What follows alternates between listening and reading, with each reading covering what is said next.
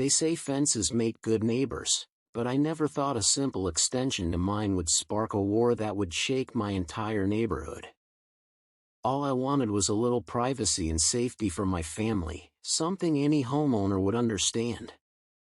But the HOA didn't just say no, they turned my request into a weapon, dragging my name through meetings, sending threatening letters, and even trying to shame me in front of my neighbors. What they didn't know was that their NO was just the beginning of their downfall. I've lived in Maplewood Estates for nearly 8 years. At first, I was thrilled. The houses were beautiful, the lawns were tidy, and the place seemed like the perfect community to raise my 2 kids. My wife, Emily, loved the neighborhood feel, and I thought the HOA would be a good thing, a group to keep everything organized and fair. But over the years, I realized something darker. The HOA wasn't about fairness. It was about control. Especially under the rule of Barbara Klein, the HOA president. Barbara was the kind of woman who smiled with her mouth but not her eyes. Her word was law, and anyone who challenged her soon regretted it. Still, I never thought I'd be the one to face her wrath. Not until the day I applied for a fence extension. Here's the backstory. My backyard bordered a wooded area. At first, it was peaceful, deer passing by, birds singing, my kids chasing fireflies in the evening. But in the last 2 years, things had changed. Stray dogs had started wandering from the woods, and once, a raccoon got into our trash and startled my youngest daughter. Even worse, there had been reports of break-ins in nearby neighborhoods through those same wooded areas. So, I decided to extend my fence another 10 feet into the yard and make it taller for privacy and safety. It wasn't some wild idea. I even got a licensed contractor, had designs drawn up, and made sure it matched the neighborhood's aesthetic. I filed the request with the HOA, expecting approval. After all, it was my property. My money. My family's safety. But Barbara's response came faster than I imagined. Request denied. Extension violates community harmony standards. Fence must remain as originally approved. That was it. No explanation, no meeting, no chance to plead my case. Just a cold NO. At first, I thought maybe it was a mistake. So I attended the next HOA meeting to explain myself. The room was packed with the usual faces, neighbors pretending to care while scrolling on their phones, board members sitting like royalty at the front table. Barbara, of course, sat in the middle with her stack of papers and smug smile. When my turn came, I stood up, cleared my throat, and tried to stay calm. I just want to extend my fence for security reasons, I explained. We've had stray animals, and my kids play back there. It's a safety concern, not just a personal preference. Barbara gave me that condescending smile and tapped her pen. Mr. Lawson, while we appreciate your concerns, the fence extension does not align with the community's visual harmony. Rules are rules. I clenched my fists but kept my voice steady. With all due respect, those rules were written 20 years ago. The neighborhood has changed. Surely the board can reconsider when safety is involved. A murmur rippled through the room. Some neighbors nodded, whispering to each other. For a brief moment, I thought maybe logic would win. But Barbara leaned forward, her eyes narrowing.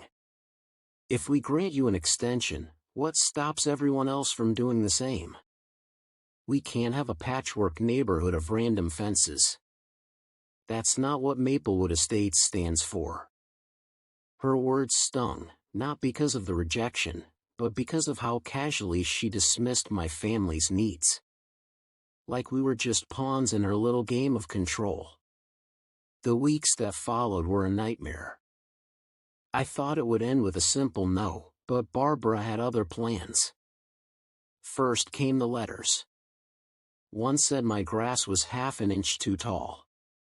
Another claimed my mailbox was slightly faded and not community standard.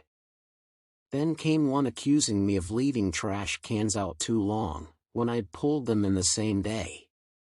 It was obvious. She was targeting me because I had dared to challenge her authority. Neighbors began to notice too. Some avoided me, afraid of getting caught in the crossfire. Others quietly admitted they supported my fence idea but didn't want to speak against the board. Then came the public shaming. At the next HOA meeting, Barbara brought up my fence request again, unprompted. She held up photos of my yard like I was on trial. "See, neighbors," she announced, "this is why we have rules. If Mr. Lawson extends his fence, it will set a dangerous precedent. We cannot allow personal desires to outweigh community harmony." Some people nodded along, others looked uncomfortable. I sat there, humiliated, realizing she wasn't just rejecting me, she was making me an example. That night, I sat at the kitchen table with Emily. She reached across, squeezing my hand. "Mark, this isn't just about a fence anymore," she said softly. "Barbara is trying to crush us. She wants you to give up." I looked at my kids playing in the living room, their laughter filling the house. That's when the anger inside me hardened into resolve. "I won't give up," I said firmly. "If she thinks a piece of paper with her signature on it is going to control me, she's wrong. She picked the wrong family to mess with." Over the next few days, I started digging deeper into HOA bylaws. I read every clause, every amendment. I discovered something Barbara probably didn't expect anyone to notice: the rules weren't as ironclad as she pretended. In fact, there were loopholes, ones she'd used in the past for her own benefit. I also started talking to neighbors quietly. Turns out, I wasn't the only one Barbara had unfairly denied. One woman had been rejected for a small garden shed.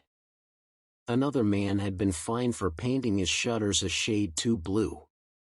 They all shared the same frustration: the HOA wasn't protecting us, it was bullying us. And slowly, a plan began to form in my mind. If Barbara wanted a war over a fence, I was going to give her one.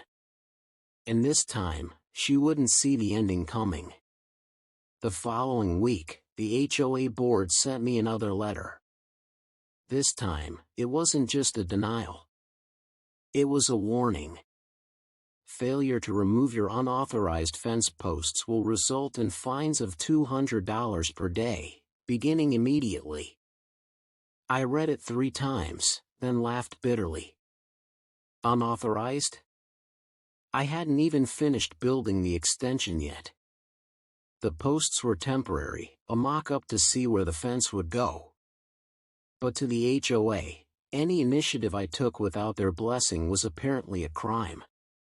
I knew then that this wasn't just about fences. It was about power. When I attended the next HOA meeting, the hostility was thicker than fog.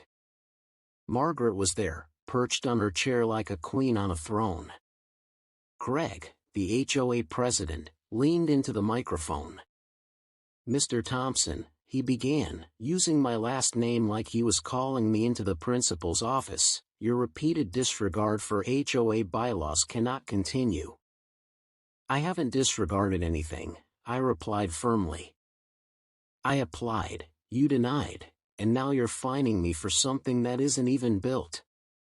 That's harassment, plain and simple." Whispers spread across the room. Several neighbors shifted uncomfortably. Some even looked sympathetic. Margaret, however, wasn't backing down. "You agreed to the rules when you moved in. Extensions are not permitted. Period." I clenched my jaw. Funny, because 3 houses down, the Petersons extended their fence last year. And the Walkers did 2 years before that. I checked county records, both got HOA approval. So what makes my request different? That silenced the room. Margaret's eyes widened. Greg's lips pressed together. Finally, Greg said, those circumstances were different. Different how? I pressed. But no answer came.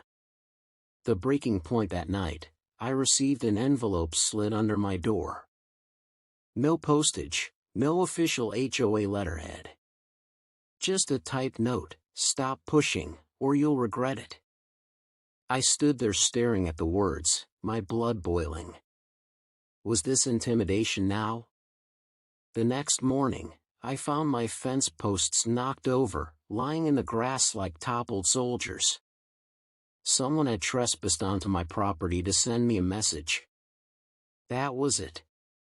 They wanted a fight. They had one. I spent the weekend gathering evidence. Photos of my neighbors' extended fences. Screenshots of county records proving the HOA had approved them. Copies of every letter, email, and denial they had sent me. And, most importantly, I filed a police report for vandalism and trespassing regarding my fence posts. At the following HOA meeting, I came prepared. When they tried to dismiss my complaint again, I stood, binder in hand, and spoke loud enough for everyone to hear. I've documented at least 4 other homeowners in this community who have fence extensions, each approved by this HOA. If mine is denied, while theirs were allowed, that is discrimination. And I have every intention of pursuing this legally. Gasps rippled through the crowd. Margaret paled. Greg shifted uncomfortably. You can't threaten us with lawsuits, Margaret hissed. I don't have to threaten. I've already spoken to an attorney, I lied, just to watch them squirm. And the police report for trespassing is filed. If the vandalism continues, the culprits will face charges. The room went dead silent. Neighbors who had previously kept quiet began whispering among themselves. One man stood up, Mr. Peterson, the one with the approved fence extension. He's right, Peterson said. My extension was approved. If they approved mine, why not his? This sounds like favoritism. Another voice chimed in, this time Mrs. Walker. We got our fence approved, too. What's going on here? Suddenly, the board wasn't facing just me. They were facing the entire neighborhood. Greg tried to regain control. These matters are internal and not open for debate. No, Peterson cut in sharply. We pay dues. We have the right to fairness.